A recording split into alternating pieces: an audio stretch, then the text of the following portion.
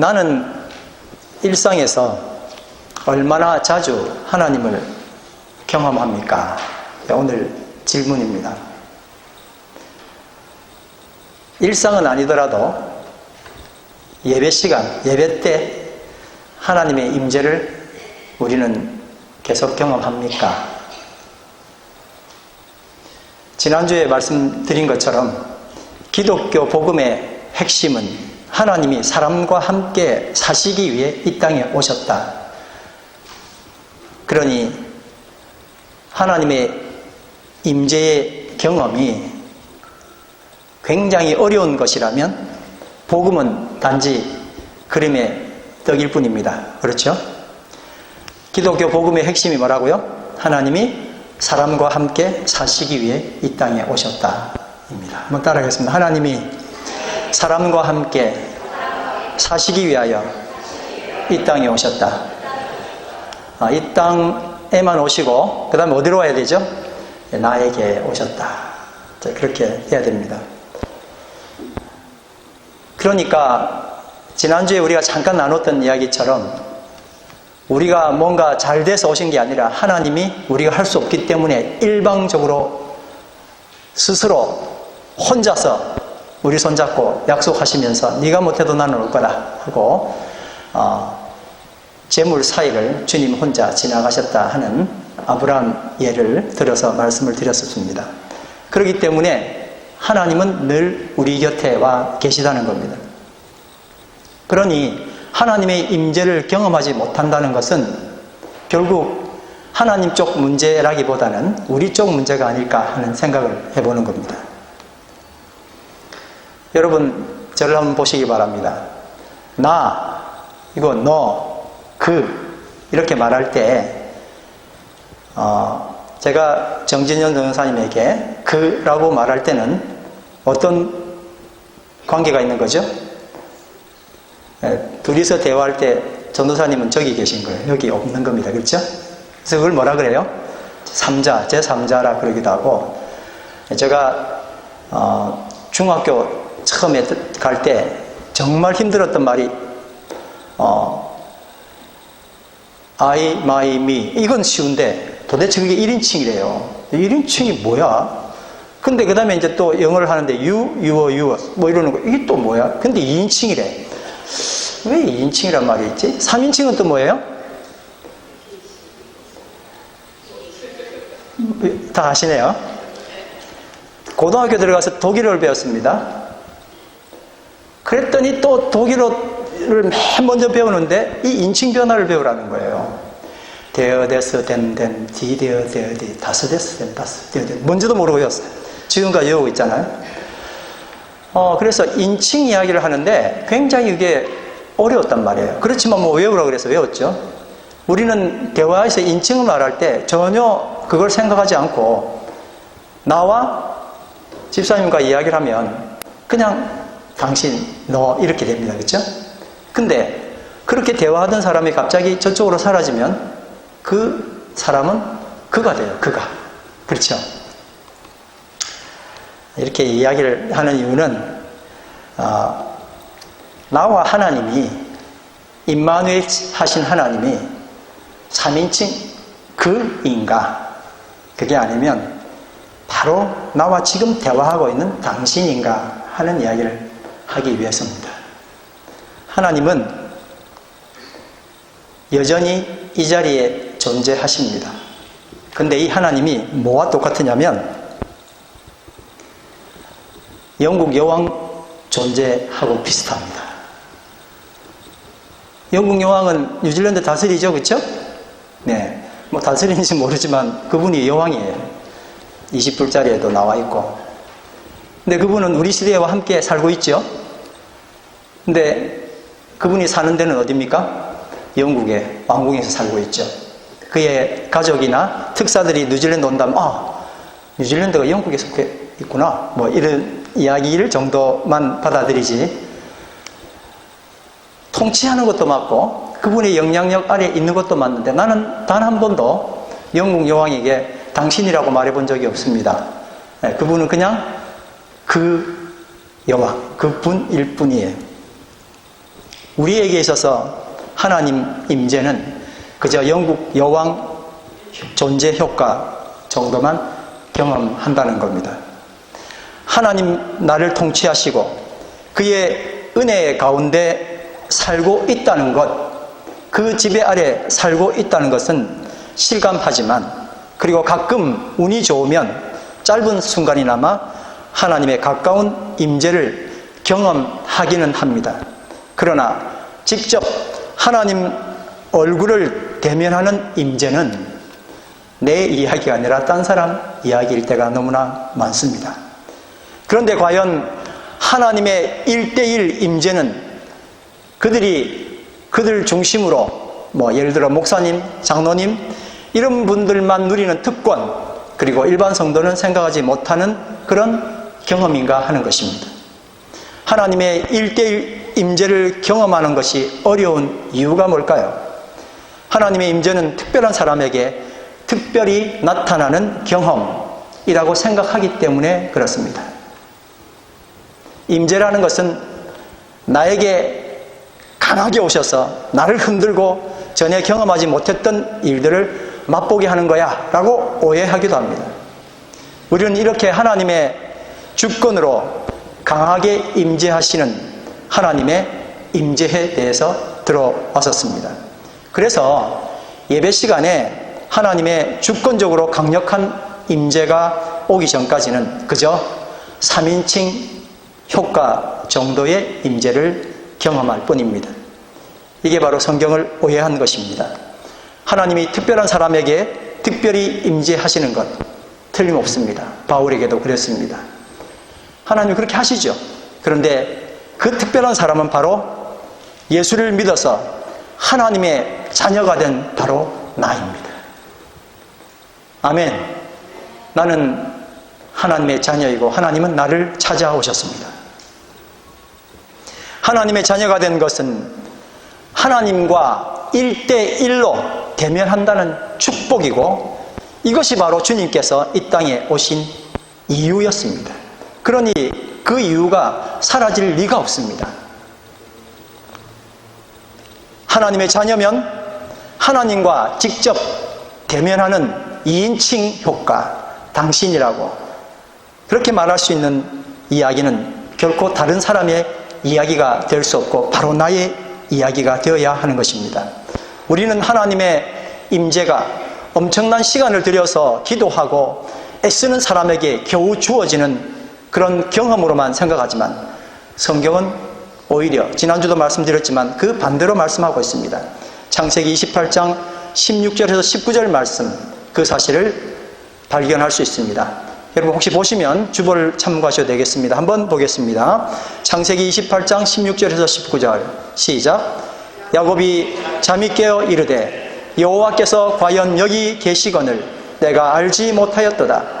이에 두려워하여 이르되 두렵도다 이곳이요 이것은 다름 아닌 하나님의 집이요 이는 하늘의 문이로다.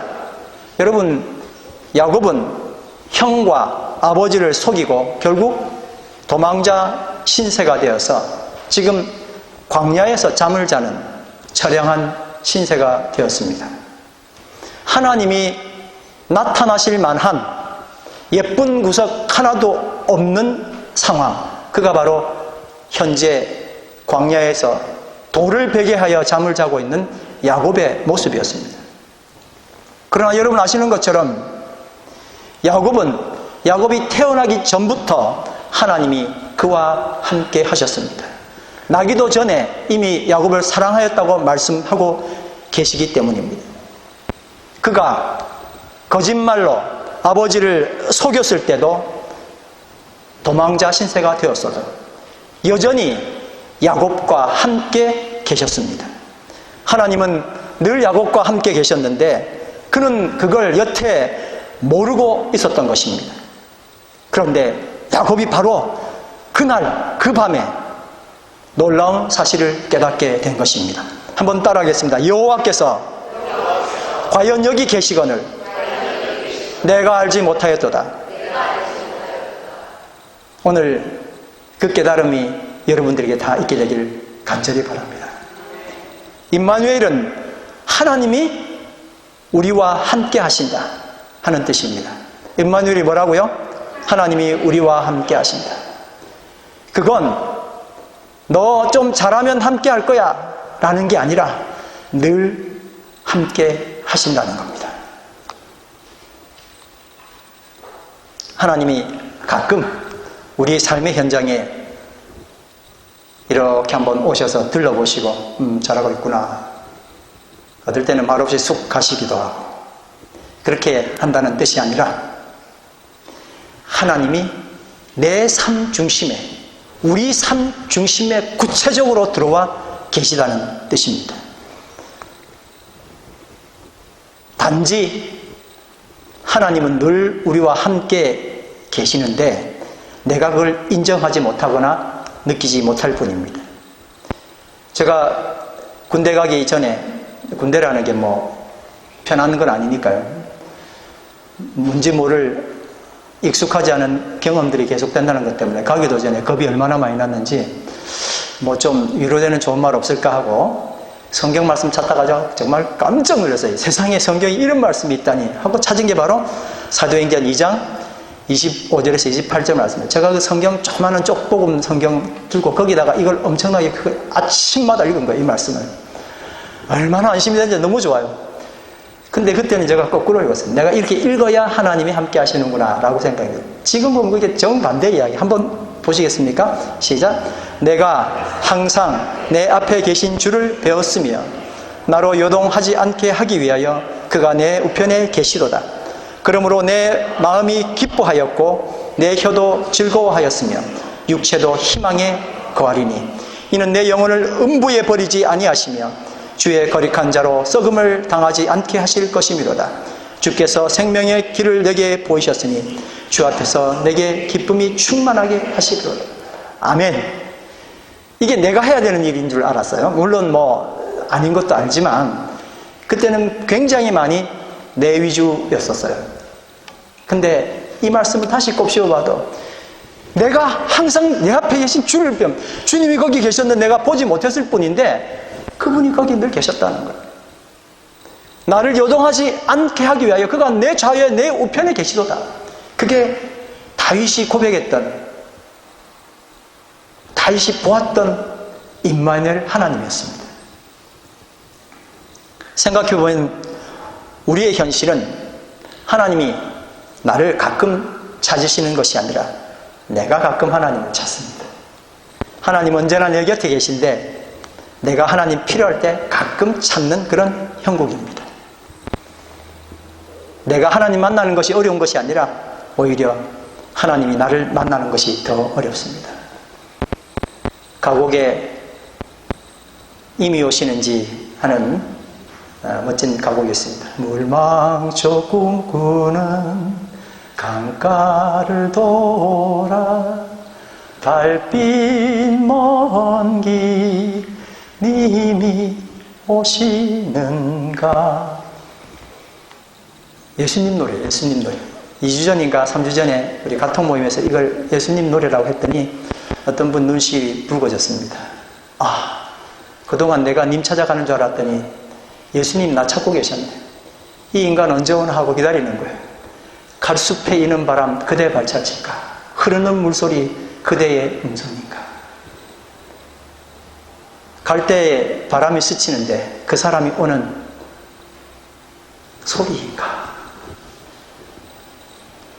그게 예수님께서, 임마누엘이라는 예수님께서 늘 나와 함께 계시고 나는 그걸 느끼지 못하고 그냥 내 혼자서 돌아다니는 거예요.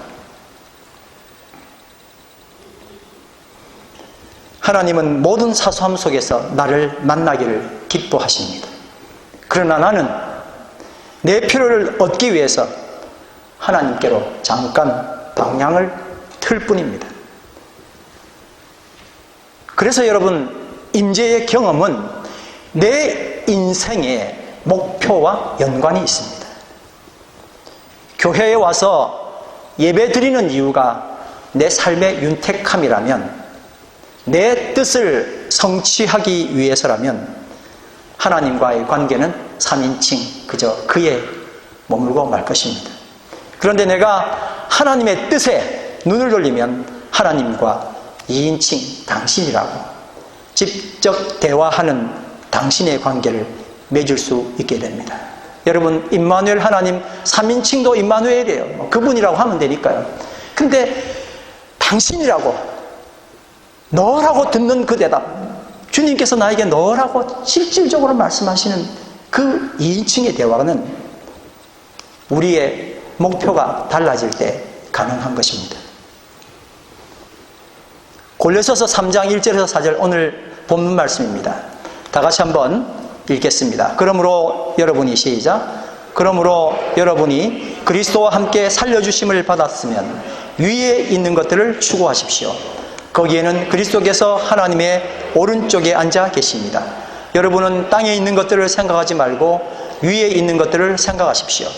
여러분은 이미 죽었고 여러분의 생명은 그리스도와 함께 하나님 안에 감추어져 있습니다.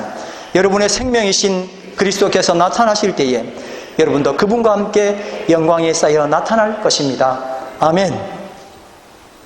오늘 본문 말씀에 보니까 핵심이 위에 있는 것을 추구하라 이었습니다.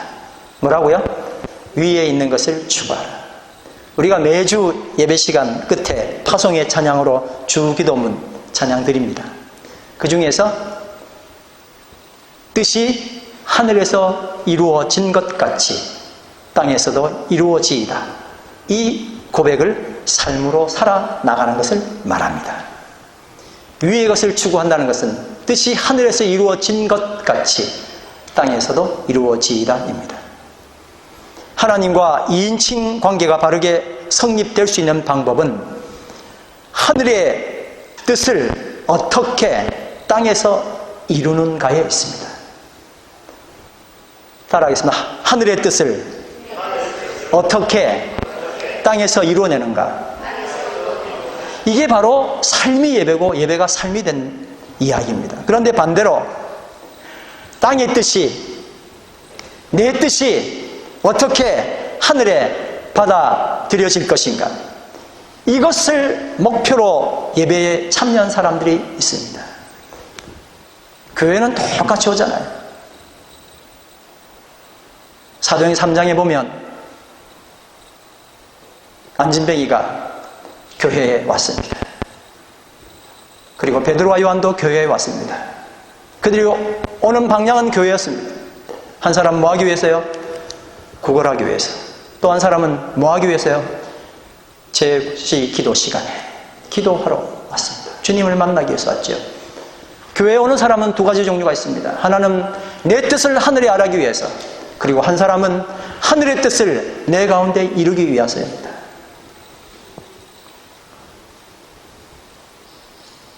최근 카톡에 회자되었던 글입니다. 좋은 글이 올라오면 어느 분이 올리고 어느 분이 올려서 어떨 때는 같은 글이 10개 정도 올라옵니다. 평균 내면 이 글이 가장 많이 올라온 글 같아요. 신앙생활 하는데 아주 도움이 엄청 됩니다. 한번 제가 읽어보겠습니다. 23살에 혼자 되신 어머니의 유복녀로 태어난 딸이 있었다. 23살에 엄마가 이제 혼자 사신 거예요. 어머니의 희생적인 수고로 유학도 가고 나중에는 저명한 대학교 교수가 되었다. 고등학교 이후 교회를 떠났던 딸은 어머니의 권면으로 교회에 나가게 되었다. 그런데 잠시 교회를 둘러보는데 실망이 컸다. 여자들이 모여서 남자들 험담을 하고 장로가 다가와서는 처음 본 자신에게 아들 대학 입학을 청탁하고 회의실에서는 다투는 소리가 문 밖으로 새어나왔다. 너무 화가 난 딸은 어머니의 손을 끌고 집으로 가자고 재촉했다. 그때 조용하기만 하던 어머니가 단호하게 말했다. 나는 평생 교회에 다니면서 예수님만 봤는데 너는 딱 하루 교회에 와서는 참 많이도 봤구나. 이 말에 딸 교수는 무너졌다. 생각 없이 교회에 다닌다고 생각했던 어머니가 아니었다. 우리가 교회 공동체를 통해 실망할 이유는 너무 많습니다. 공동체가 작으면 작은 만큼, 크면 큰 만큼 문제는 계속 발생합니다. 결국 사람이 교회 공동체를 찾는 이유가 나를 위함이라면 어쩌면 가장 견디기 힘든 곳이 교회 공동체가 될 겁니다. 그러나 사람이 교회를 찾는 이유가 하나님을 만나고 하나님과 대화하는 것이라면 그 어떤 기분 나쁜 좋지 않은 이유가 산재해 있다 할지라도 교회 공동체는 최상의 공동체입니다. 그러니 신앙이라는 것은 내 삶의 최우선을 위의 것에 두는 것입니다. 위의 것에 집중해야 땅의 것이 바르게 해석이 됩니다. 땅은 결국 나입니다. 땅은 결국 누구라고요? 나예요. 그 근거가 어딘지 보시겠습니까? 본문 2절 3절 말씀입니다. 여러분은 땅에 있는 것들을 생각하지 말고 위에 있는 것들을 생각하십시오. 그러시더니 그 다음 말씀 뭐예요? 여러분은 이미 죽었고. 땅이라고 이야기하더니 땅에 그 생각 안 해도 됩니다. 이유가 뭐냐면 하더니 땅에는 뭐 별 볼 일 없어요 하는 게 아니라 내가 죽었대요. 여러분은 죽었대요. 여러분의 생명은 그리스도와 함께 하나님 안에 감추어져 있습니다. 제가 이 말씀 준비하면서 정말 감동적인 한 구절, 그리스도와 함께 하나님 안에요. 너무 멋진 말씀이에요. 한번 따라 하실까요? 그리스도와 함께 하나님 안에 감추어져 있습니다. 너무 멋진 말이에요. 그리스도와 함께 하나님 안에. 그러니까 이 말씀은 내가 땅의 것이 아니라 위에 있는 것을 추구할 수 있는 근거로 나는 이미 죽었고 나의 생명은 그리스도와 함께 하나님 안에 감추어져 있다고 그렇게 설명하는 것입니다. 여러분, 위의 것, 그것이 아니라 땅의 것을, 다시 말하면 나에게 집중하면 세상 모든 사물은 본래의 모습이 아니라 왜곡될 수밖에 없습니다. 지구는 무엇을 중심으로 돌아갑니까? 태양을 중심으로 돌아갑니다. 태양은 뭘 중심으로 돌아갑니까? 은하계 중심으로 돌아갑니다. 은하는 또 뭔가 더 큰 무언가에 의해서 돌아가고 있습니다. 근데 중세까지만 해도 이건 있을 수 없는 이야기였습니다. 코페르니쿠스라고 하는 사람이 생각을 했어요. 늘 지구 중심으로 태양도 돌고 다 돈다고 생각했었는데 이 사람이 생각을 해본 거예요. 뭐 과학적 아이디어보다는 이론적 생각이었어요. 빛을 어디에 두어야 여기가 환할까? 이 실내 공간은 빛을 어디에 두어야 환할까를 생각해 본 거예요. 그랬더니 딱 중간에 놓으니까 다 비춰지는 거예요. 그래, 맞아. 태양이 지구를 중심으로 도는 게 아니라 지구가 빛 중심으로 돌아야 맞잖아 하고 발상을 전환한 거예요. 종교적으로도 죽을 일이었습니다. 그 이후로 일식이 계산이 맞아지는 거예요. 그전에는 일식 계산하면 항상 틀렸어요. 뭘 중심으로 가니까요? 지구 중심으로 태양이 도는데 뭐. 그러니 계산은 정확하게 했는데 항상 틀리는 거예요. 근데 그걸 바꿨더니 태양 중심으로 지구가 돈다고 바꿨더니 맞아 들어가는 거예요. 우리도 마찬가지예요. 내 중심으로 생각하면 모든 사물은 왜곡되게 됐습니다. 맞지가 않아요. 맞는 것 같은데 그래서 불편함이 생기고 고통스러워지는. 골로새서 3장에는 하늘의 뜻을 이 땅에서 더 구체적으로는 내 교회 공동체와 내 가족 공동체가 어떻게 이루어갈지를 말씀하고 있습니다. 오늘 본문 말씀으로 다 읽지 않았지만 8절 말씀입니다. 제가 읽습니다. 한번 따라 하시기 바랍니다. 그러나 이제 여러분은 그 모든 것, 곧 분노와 격분과 악의와 해방과 여러분 입에서 나오는 부끄러운 말을 버리십시오. 한번 따라합니다. 부끄러운 말을 버리십시오.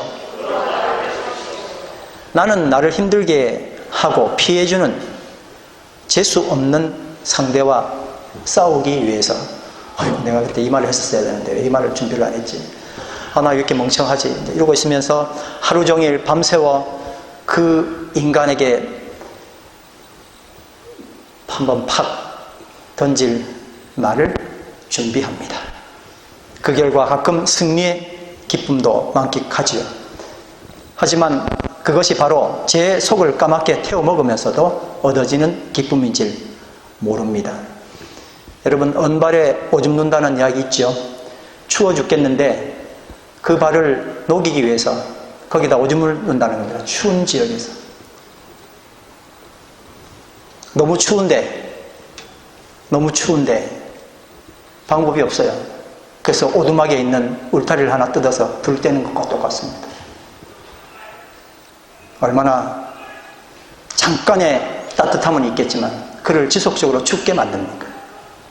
그래서 여러분, 우리는 말을 준비하지 말고 말씀을 준비해야 합니다. 뭐라고요? 말을 준비하지 말고 말씀을 준비해야 돼요. 목사님만 말씀 준비하죠. 일주일 내내 목사님 말씀 준비하죠.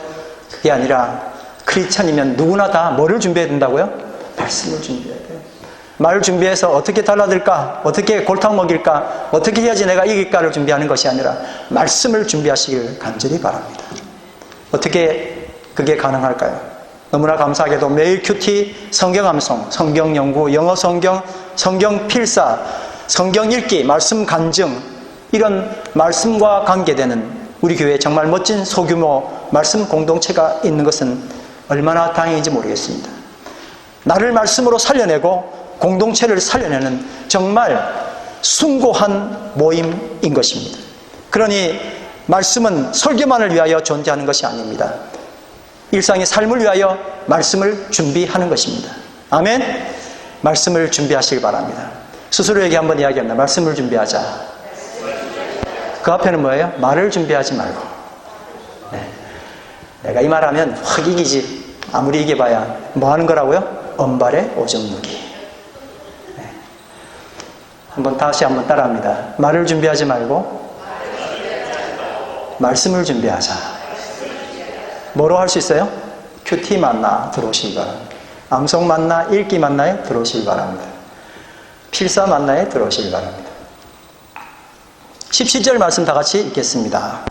그리고 말이든 행동이든 무엇을 하든지 모든 것을 주 예수의 이름으로 하고 그분에게서 힘을 얻어서 아버지 하나님께 감사를 드리십시오. 아멘. 내 이름 내려는 것, 나를 알리려고 하는 것, 이게 바로 땅의 것을 추구하는 것입니다. 어떤 상황이 되든 간에 예수 이름 드러내고 예수 이름 알리고 그 모든 일에 한번 따라 하실까요? 예수님 최종 결제 사인 받아서 실행한다. 내가 볼 때는 맞는 것 같아도 주님께서 정말 원하셨느냐의 최종 사인이 필요한 겁니다.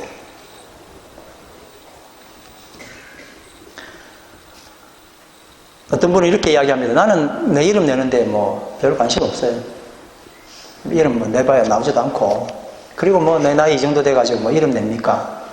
그래서 이 말씀이 관계없다고 생각하시지만 만약에 내가 자존심 건들면 못 참겠거든. 역시 그것도 이름 내는 것과 같은 맥락입니다. 오늘 아침에 이 말씀 때문에 제가 잠깐 생각한 게 있었는데 예수 이름으로 하라는 게 도대체 뭘까 생각해 봤더니 이게 참 의미가 있는 말씀인데 내 이름으로 계속 하다 보면 말하는 게 한계가 있잖아요. 그렇죠? 그러니까 할 수 있는 게 별로 없어요. 근데 어떤 분은 보면은 카드를 법인카드라고 하는 거 한국에 있는데 제 거 아니라고 막 쓰잖아요. 그렇죠? 법인카드라고 얼마든지 씁니다. 이 사람한테도 밥 사주고 이 사람한테도 밥 사주고 나중에 그 때문에 욕도 먹죠. 근데 예수님 법인카드는 괜찮아요. 마음껏 쓰시길 바랍니다. 아멘. 예수 이름으로 하시기 바랍니다. 예수 이름으로 하시면 다 될 수 있어요. 예수 이름 카드 이용하시길 바랍니다. 속으로 한번 이야기합니다. 예수 이름 카드 이용하자. 아멘. 23절 말씀. 무슨 일을 하든지 사람에게 하듯 하지 말고 주님께 하듯이 진심으로 하십시오. 다 같이 읽습니다. 시작. 무슨 일을 하든지 사람에게 하듯이 하지 말고 주님께 하듯이 진심으로 하십시오. 내 눈으로 사람을 보고 판단하는 것이 아니라 하나님 눈으로 판단하는 것입니다. 우리의 모습 속에 임하신 하나님 형상, 우리 형제의 마음 가운데 형제의 모습 속에 임하신 하나님의 형상을 발견해내는 것입니다. 만약에 예수께서 우리를 구원하시려고 이 땅에 오셔가지고 딱 쳐다보고 저거 쳐다보다가 아유 저건 아니야, 저것도 아니야, 선택할 사람 아무도 없을 거예요. 근데 주님은 뭘 보고 선택하셨냐면 그 속에 1% 들어있는 하나님의 형상 보고 이야 너 진짜 이쁘구나 이렇게 얘기하시는 거예요. 그러니 우리도 어떻게 해야 돼요? 그분 가운데 우리의 모습 속에 임하신 하나님 형상 아름다워라.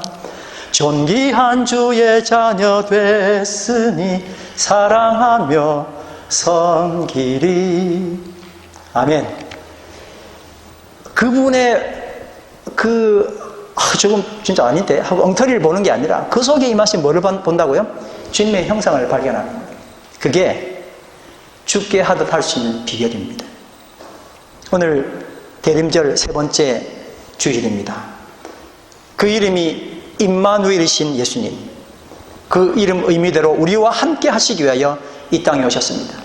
그러나 우리는 우리의 대화에서 예수님이 2인칭 유가 아니라 3인칭 그분이었을 뿐이었다면 오늘 이 시간 이 대림절에 주님을 구체적으로 대화의 대상, 당신이라고 말할 수 있는 놀라운 자리로 여러분 들어가게 되길 간절히 바랍니다.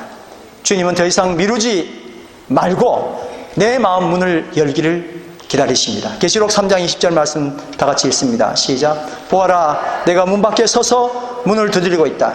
누구든지 내 음성을 듣고 문을 열면 나는 그에게로 들어가서 그와 함께 먹고 그는 나와 함께 먹을 것이다. 여러분, 이제 잠깐 눈을 감으시고 저와 함께 기도 한번 드리겠습니다. 기도가 아니고요, 대화입니다. 개인이 하는 겁니다. 예수님, 저는 수지입니다. 예수님, 저는 누구입니다라고 이제 자기 이름 말합니다. 예수님, 저는 누구입니다. 이름 말하기도 쑥스러우시죠? 다시 한 번 더 하겠습니다. 예수님, 저는 성렬입니다. 박성렬까지 하지 마시고 성 말고 자기 이름만, 저는 성미입니다. 이렇게 하시면 됩니다. 다시 한 번 더 합니다. 예수님, 저는 누구입니다. 사랑합니다라고 말씀드리기 너무 쑥스럽습니다. 그래도 사랑합니다. 제 주변에서 늘상 서성이며 계셨다는 것을 오늘에서 듣고 너무 죄송했었습니다. 제가 남들 안 보는 데서 흐느껴 올 때도, 나쁜 장난에 몰입할 때도, 불안한 밤을 지새울 때도 안타까워 하셨다니, 제 곁에서 안타까워 하셨다니 너무 고맙고 또 너무 죄송합니다. 저도 마음에 무언가를 가득 채워본 적이 있습니다. 돈, 이름, 성공, 사랑하는 사람, 가족들이었습니다. 이제 제 안에 예수님으로 가득 차기를 진심으로 원합니다. 예수님, 제 사소한 일상을 나누어 주시기를 원합니다. 이제 제 마음에 들어와 주시옵소서. 반주로 잠깐 찬양을 드리시고 여러분 개인적으로 기도하면 좋겠습니다. 나 이제 주님의 새 생명 얻은 몸, 잠깐 기도 드리시고 같이 찬양하도록 하겠습니다. 아버지 하나님, 은혜를 감사합니다. 임마누엘 하나님을 만나기를 원합니다. 주님을 구체적으로 만나며 주님과 함께 대화하며 그 사소한 일상 가운데 아름다움을 주님과 함께 나누기를 원합니다. 교회 다닌다면서 그저 멀리서 보는 예수님이 아니라 나와 가장 밀접한 곳에 계신 그 주님을 이 시간 받아들이길 원합니다. 하나님 함께하여 주시옵소서. 감사합니다.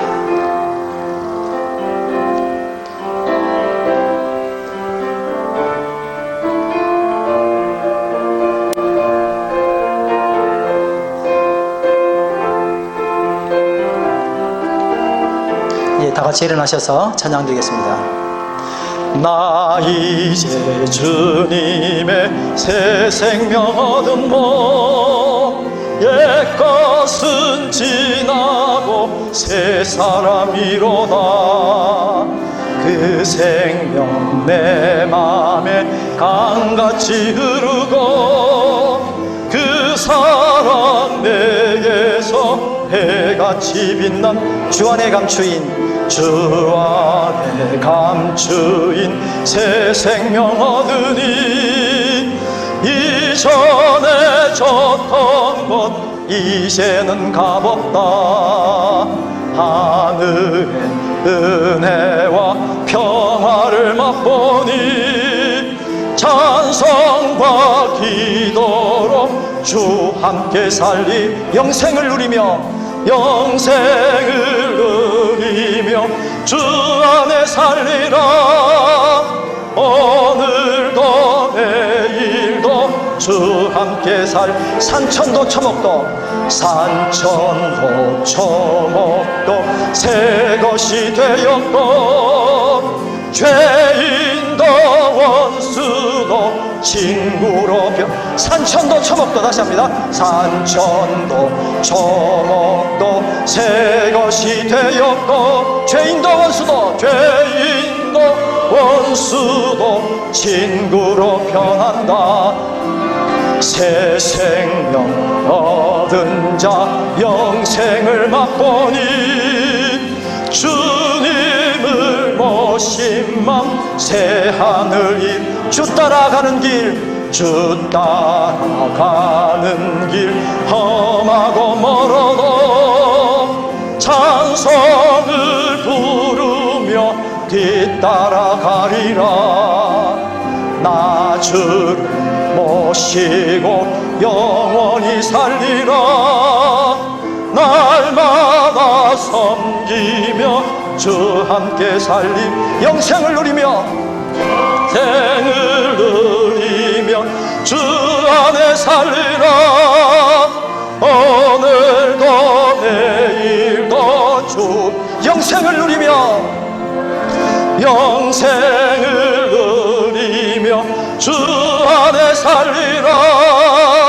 오늘도 내일도 주 함께 살리라. 할렐루야.